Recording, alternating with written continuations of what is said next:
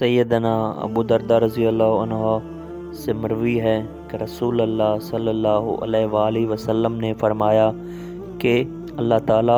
हर बंदे की 5 चीज़ों से फारिग हो गया है: उसकी मौत, रिज़्क, उम्र,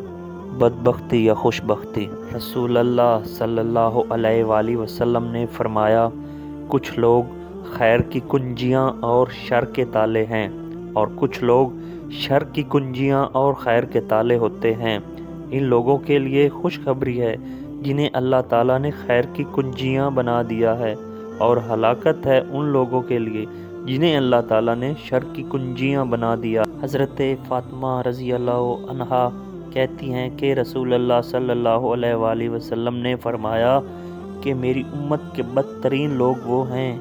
जिन्हें नेमतें दी गईं, वो लोग जो रंगारंग कपड़े और किस्म किस्म के खाने तलब करते हैं और बाँझ खोल कर गुफ्तगू करते हैं। हज़रत आयशा रज़ी अल्लाह अन्हा से मरवी है कि रसूल अल्लाह सल्लल्लाहु अलैहि वसल्लम ने फरमाया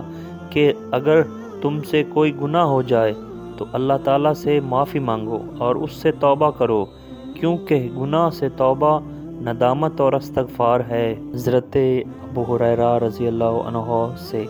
मरफ़ूआ मरवी है कि क़यामत के दिन बंदे का सबसे पहले ये हिसाब होगा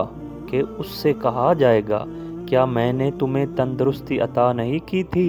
और तुम्हें ठंडे पानी से सैराब नहीं किया था?